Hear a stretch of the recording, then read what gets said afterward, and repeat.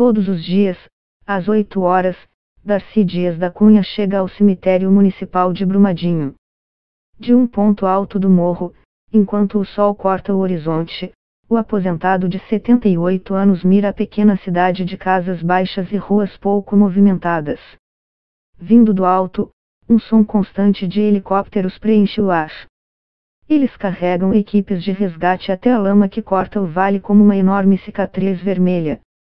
As buscas por corpos só terminam quando anoitece. Pai de 12 filhos, Cunha tem passado todos os dias, voluntariamente, no cemitério desde que a barragem se rompeu. Em silêncio, ele se senta nos degraus de uma escada e espera. Eu só estou esperando ela chegar, diz, com os olhos opacos de tristeza e catarata. Eu sei que vão ligar para prepararem as coisas no cemitério quando ela for identificada. Ela se chama Rosária, tinha 27 anos, e trabalhava como funcionária administrativa da mineradora Vale, dona da barragem rompida. Filha de Cunha, Rosária esteve entre as primeiras pessoas a serem engolidas pela lama tóxica. Nesta cidade unida e religiosa, onde todos trabalhavam ou conheciam quem trabalhasse na Vale, a comunidade ainda está em choque. Um mês depois do colapso, 179 corpos foram identificados, mas as buscas pelos restos mortais de pelo menos 131 desaparecidos continuam. Por favor, me apareça, Rosária. Por favor, volte para a sua mãe, repete a mulher, lembrando-se de como a filha fechava os olhos enquanto Helena desembaraçava os fios de seus cabelos compridos, no que havia se tornado um pequeno ritual familiar, todos os dias depois do trabalho.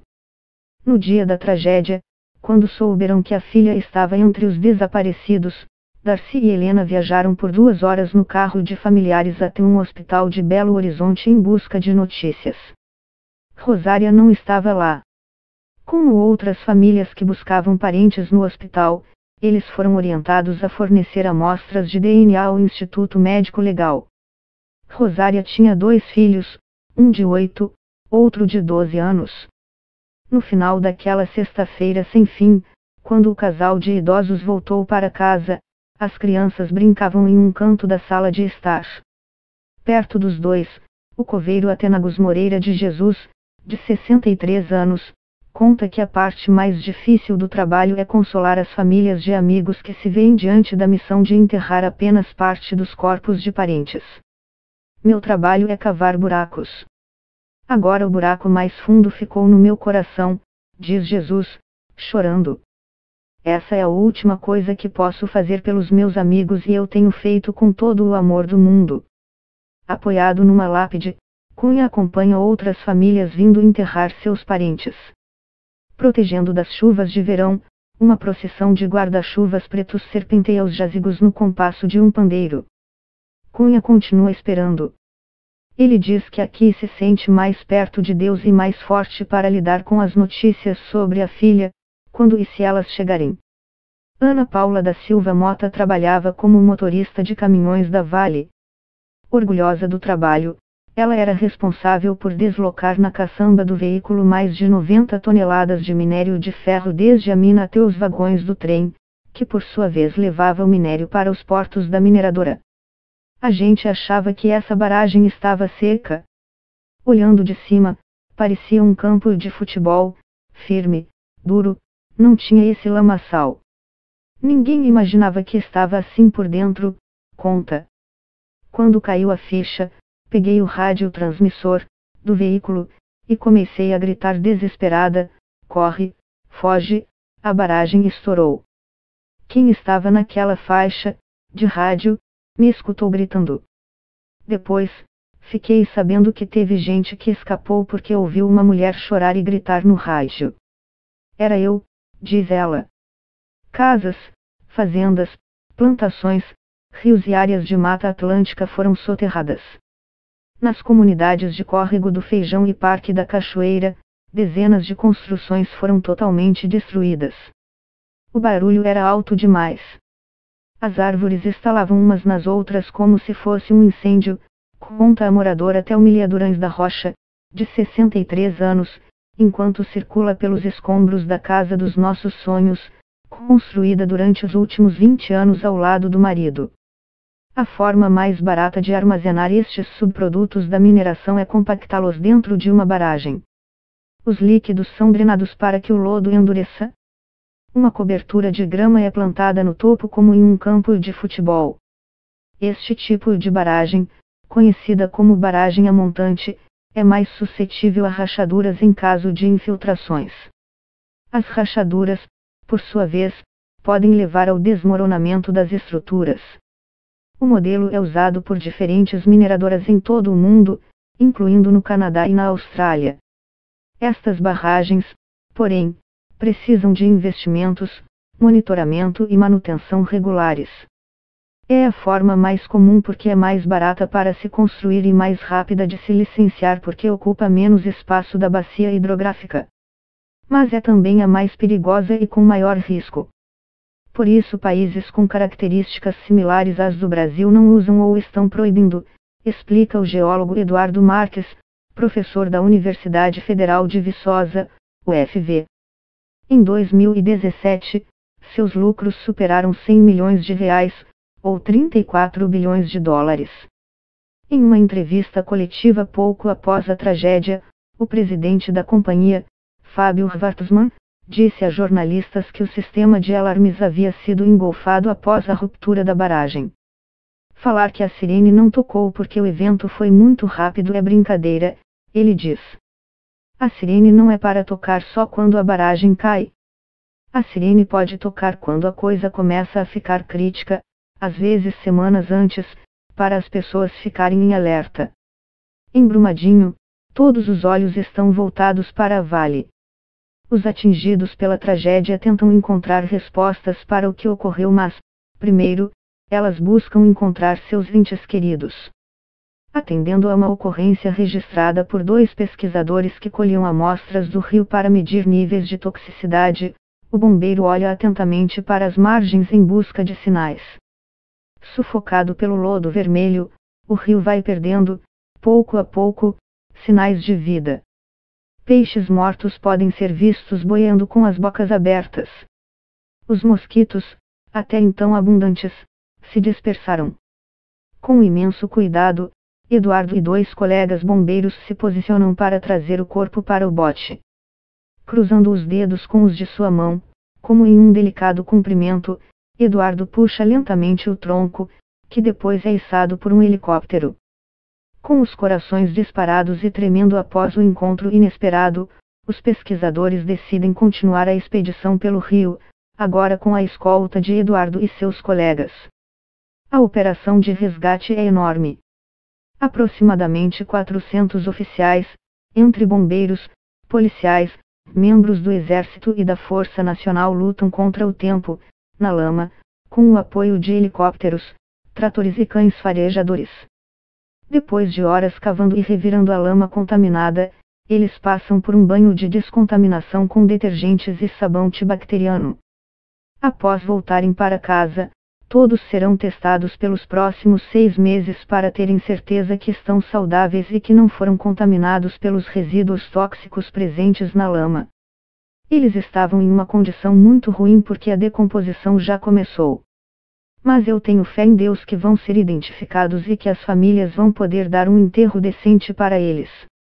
Decomposição é uma das palavras mais repetidas no posto de atendimento Feijão, uma das áreas de reunião das equipes de resgate. Em breve, os corpos estarão completamente decompostos e nem os cães conseguirão ajudar. A chuva pesada atrapalha o movimento da aeronave, reduz a visibilidade dos pilotos e pode movimentar o pouco de lama que ainda resta na barragem, diz o tenente-coronel Anderson Passos, um dos comandantes das operações. Em 24 horas, autoridades organizaram uma força-tarefa especial, composta por membros dos Ministérios Públicos Estadual e Federal, defensorias públicas das 2 esferas, e policiais civis, militares e federais. A investigação corre em 3 áreas: civil, ambiental e criminal. À frente de tudo isso está Andressa Lanchotti, uma promotora do estado de Minas Gerais. No 10º andar de um edifício cinza, de concreto, na região central de Belo Horizonte, Lanchotte está sentada em frente a um enorme quadro branco repleto de anotações, listas de nomes e planos relacionados à investigação. Há pouco mais de 3 anos, em novembro de 2015, outra barragem do mesmo formato se rompeu em Mariana, matando 19 pessoas a apenas 75 quilômetros de Brumadinho. Na ocasião, mais de 50 milhões de metros cúbicos de lama tóxica se espalharam pelo Rio Doce, atravessando mais de 500 quilômetros, em 2 estados, dezenas de cidades e milhões de pessoas até chegar ao Oceano Atlântico.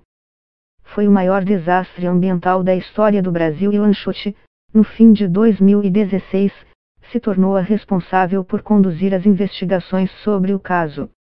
Apenas 2 meses depois da tragédia de Mariana, em janeiro de 2016, enquanto autoridades ainda tentavam controlar o alcance da lama, o governo estadual de Minas aprovou a lei, que acelerava processos de licenciamento ambiental.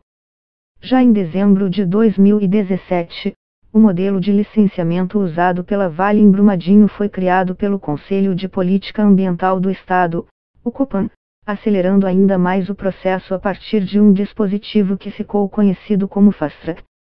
O novo formato permitiu, em alguns casos, encurtar o processo de licenciamento ambiental de 3 etapas para apenas uma, tornando mais fácil e não mais difícil para que companhias como a Vale consigam autorizações para mineração em áreas com riscos ambientais. A dona da barragem de Mariana é a Samarco, uma empresa também controlada pela Vale, junto à mineradora anglo-australiana BHP.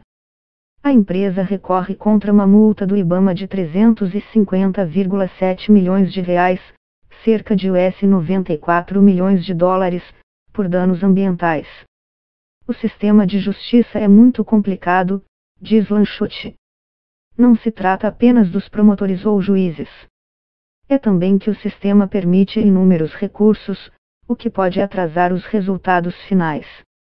Apenas 4 dias depois da ruptura em Brumadinho, Lanchotte coordenou as prisões temporárias de 5 pessoas, 3 empregados da Vale e 2 engenheiros da companhia alemã TVSD, responsável pelo monitoramento da barragem. Estes engenheiros haviam sido contratados pela Vale para fazerem inspeções regulares na barragem, obrigatórias segundo a legislação brasileira, além de assinarem certificados de estabilidade da estrutura. Com apenas 35 inspetores do governo para mais de minas ativas e não ativas em todo o Brasil, a maioria das empresas contrata seus próprios inspetores privados para assinar a papelada, uma prática permitida pela lei, mas criticada pela sociedade. Muitas vezes, as agências governamentais não realizam inspeções, mas delegam essa responsabilidade de volta às próprias empresas, para monitorar suas próprias atividades, diz Lanchotte. Infelizmente, os eventos recentes mostraram que essa forma de automonitoramento simplesmente não é eficaz. As empresas tendem a escolher auditores que ofereçam a opinião mais fácil, rápida e barata possível, diz o professor da UFJF Bruno Milanês, especialista em políticas ambientais e membro do Comitê em Defesa dos Territórios frente à mineração. Nas últimas grandes interrupções de barragens que tivemos em Minas Gerais 2014, 2015 e 2019, os auditores escolhidos e contratados por essas empresas haviam certificado essas barragens poucos meses antes dos episódios, diz. É importante entender que essa falta de recursos é uma opção política e que o orçamento da Agência Nacional de Mineração foi reduzido em 2018. 2 dias após as prisões, advogados da Vale conseguiram um habeas corpus de soltura dos 5 homens no Superior Tribunal de Justiça. Eles foram fotografados na saída da penitenciária Nelson Hungria, em Contagem, com os rostos cobertos por casacos e folhas de papel.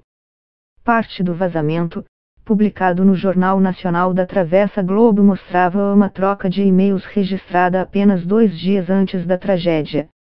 Nas mensagens, executivos discutiam leituras discrepantes em equipamentos que mediam a pressão na barragem. Um dos engenheiros da TVSD, Makoto Namba, chegou a ser questionado pela polícia sobre o que faria, considerando essas leituras, se seu filho estivesse trabalhando no local da represa. Ele respondeu, segundo o relatório, que após a confirmação das leituras, ligaria imediatamente para seu filho para que saísse do local, e que também ligaria para o setor de emergência da Vale responsável pelo acionamento do PAEB, Plano de Ação de Emergência de Barragens de Mineração, para as providências cabíveis. Segundo ele, um encanamento quebrado vinha despejando água de uma nascente existente na parte superior da barragem, dentro da estrutura que se rompeu em Brumadinho desde pelo menos o fim de 2018. A nascente ficava na cabeça dela, dizem que o cano da nascente tirava essa água para fora da barragem. Só que esse cano foi rompido. Esse cano rompeu e essa água estava caindo no meio dela. Tanto que o meio dela era molhado. O meio dessa barragem era molhado, o meio não era seco, não? A fala reforça suspeitas investigadas pelo Ministério Público e pela Polícia Federal. Em depoimento no dia 1º de fevereiro, o engenheiro Makoto Namba afirmou que sabia da existência de uma nascente na parte superior da barragem e diz que parte desta água era despejada dentro da estrutura. A água excedente desta nascente corria para dentro da barragem, disse o engenheiro aos investigadores, admitindo que a chance de ruptura da barragem estaria acima do recomendado. Ainda de acordo com o depoimento, Namba afirmou que solicitou que a Vale fizesse um estudo sobre as nascentes localizadas na parte superior da barragem. Disse também que, em julho de 2018, foi construída uma barreira e colocada tubulação na nascente para desviar a água do reservatório.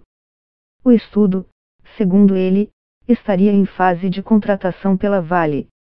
Para especialistas como o professor Carlos Martinez, que dá aulas sobre segurança de barragens nas universidades federais de Itajubá e de Minas Gerais, em Belo Horizonte, o episódio narrado confirmaria suspeitas percebidas em imagens de satélite da região e sugeriria que a área deveria ter sido imediatamente evacuada por risco iminente de ruptura. Há fotografias mostrando que esta área estava escura. Fotos tiradas 3 dias antes mostrando que estava escuro, o que indica que havia água acumulada. Era evidente que havia risco, afirma. A água constante vindo da nascente aumenta a pressão na barragem. A existência da nascente vertendo água para dentro da barragem seria inaceitável. Se for confirmado, é inaceitável que a área não tenha sido evacuada na hora, afirma. Martinez continua, o topo molhado já seria motivo para sair correndo, se a segurança estivesse sendo levada a sério pelos técnicos. Porque isso mostra que há infiltração, que a água não está sendo absorvida como deveria. Quando é assim, a pressão dentro da barragem cresce tanto que os filtros começam a se sobrecarregar. O sinal de alerta mais importante é justamente isso, quando a água acumula e começa a molhar tudo. Questionada, a Vale não comentou sobre a existência de nascentes na parte superior da barragem, como indicado pelo funcionário, e se limitou a informar que não havia nascentes dentro do corpo da barragem. Não havia registro de aumento nos níveis de água na barragem. Ao contrário, os dados indicam redução neste nível na seção principal da estrutura, disse a empresa. 2 semanas depois do desastre de Brumadinho, sirenes tocaram no meio da noite em 2 outras barragens de Minas Gerais, anunciando um possível colapso. A Vale é dona de uma delas, próxima à cidade de Barão de Cocais, a mais de 120 quilômetros de Brumadinho. A outra, próxima a Itatiaiuçu e apenas 30 quilômetros de Brumadinho, é controlada por outra mineradora, a ArcelorMittal. Dias depois, mais um alarme, novamente em uma barragem da Vale, soou em Nova Lima, a 40 quilômetros de Brumadinho. Mais 100 pessoas tiveram que deixar suas casas. A cidade de 93,5 mil habitantes é rodeada por nada menos que 26 barragens de mineração. Há pelo menos 790 barragens de rejeitos em todo o Brasil, muitas delas localizadas logo acima de vilarejos ou cidades, como era o caso do Córrego do Feijão. Todas elas foram classificadas por seus potenciais de risco. A escala não estima as chances de ruptura, mas o estrago que cada uma delas seria capaz de gerar. Tanto Brumadinho quanto Mariana haviam sido classificadas como baixo risco de ruptura por inspetores do governo, mas alto potencial de estrago por conta de sua posição geográfica. Em Minas Gerais, a situação é mais dramática. O estado produz 53% de todo o minério de ferro brasileiro e reúne a maior quantidade de minas e barragens do país. Itabira, onde a Vale foi fundada em 1942, tem 120 mil habitantes e 19 barragens. Em alguns bairros, os jardins das casas estão diretamente virados para as montanhas de rejeitos. As 5 barragens mais próximas abrigam um total de 423 milhões de metros cúbicos de material tóxico, 33 vezes o volume lançado no mês passado pela barragem de Brumadinho. 2 meses após se eleger, em dezembro do ano passado, o presidente Jair Bolsonaro prometeu relaxar as leis ambientais, argumentando que elas trazem problemas intermináveis e impedem que prefeitos, governadores e presidentes construam projetos de infraestrutura. O governo também disse que pressionaria as empresas para garantir que as fiscalizações sejam mais rigorosas, mas não fez comentários sobre o número de inspetores contratados para este serviço. Estas foram as palavras do CEO da Vale, Fábio Schvartzman, em um discurso em um auditório da empresa para colegas no dia em que tomou posse da empresa, em maio de 2017. Moradores de Minas Gerais e estados como Pará, onde a empresa explora boa parte de seus minérios, e procuradores do Ministério Público estão céticos, já que esta não é a primeira tentativa de colocar a Vale nos eixos. Decisões judiciais já suspenderam algumas das operações mais rentáveis da Vale e congelaram 12,6 bilhões de reais, ou cerca de 3,2 bilhões de dólares, em ativos da empresa. No final da semana passada, outros 8 funcionários da Vale, incluindo 2 executivos, foram presos provisoriamente. Mandados de busca também foram servidos para 4 representantes da alemã TVSD. Na última sexta-feira, após quase 3 anos engavetado, o projeto de lei, conhecido como Mar de Lama Nunca Mais, foi aprovado pela Assembleia Legislativa de Minas Gerais por unanimidade. O texto, que contou com mais de 55 mil assinaturas da sociedade civil, traz mais etapas para processos de licenciamento ambiental e fiscalização e proíbe a construção de estruturas próximas a comunidades no estado. Sob uma enorme marquise branca, erguida como parte do esforço de resgate, mais de 400 pessoas esperaram sentadas pela chegada de representantes da Vale aparecerem. Por semanas, muitas dessas famílias têm vivido em abrigos temporários, sobrevivendo de cestas básicas e água engarrafada, tudo financiado pela empresa. Com muitas escolas locais ainda fechadas, 30 ou mais crianças jogavam futebol na parte de trás da marquise. Uma sala de aula improvisada foi criada por voluntários de igrejas, que oferecem pinturas faciais, um canto para leitura e um espaço com almofadas para descanso. Por gerações, a Vale tem sido a principal fonte de renda e estabilidade para as pessoas que moram aqui.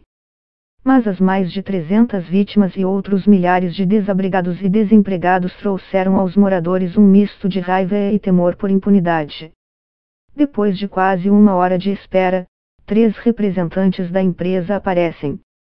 Mas o debate sobre compensações de emergência, abrigos e cadastros rapidamente escala para gritos e acusações. Neste momento, não podemos nos responsabilizar por algo que ainda está sendo avaliado. Primeiro, precisamos entender a extensão do problema, diz um dos representantes da empresa. Ainda não temos informações suficientes para responder a essas solicitações. Semanas depois, quase 1 mês após o desastre, a Vale finalmente concordou em pagar renda de emergência às famílias. O acordo prevê que todos os adultos que vivem em Brumadinho e em comunidades no entorno receberão um salário mínimo mensal, R$ 998, enquanto todos os adolescentes receberão metade de um salário, R$ 499, e as crianças terão direito a 1/4 do salário, R$ 249,50 mensais. Vai parar o comércio, vai parar quase tudo na cidade.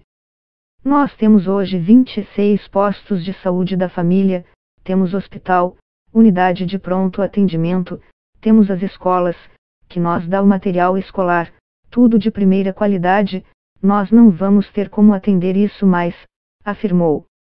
Mas, pendendo da parte inferior da aeronave, uma linha comprida representa uma das redes usadas pelas equipes de salvamento para recolher corpos na lama.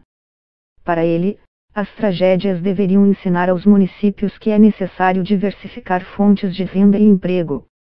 É preciso construir um modelo menos dependente, em que outras atividades econômicas sejam prestigiadas. A mineração ocupa áreas enormes que também poderiam estar produzindo outras coisas, sejam plantações, indústrias, seja comércio e serviços. Uma mineração menos lucrativa. As tragédias nos mostraram que empresas como a Vale lucram a partir dos riscos que impõem às comunidades. O mesmo risco que reduz custos quando uma barragem é feita no modelo a montante permite a Vale um processo de mineração mais barato e rentável, mas também custos mais caros para a sociedade, continua Neto Júnior.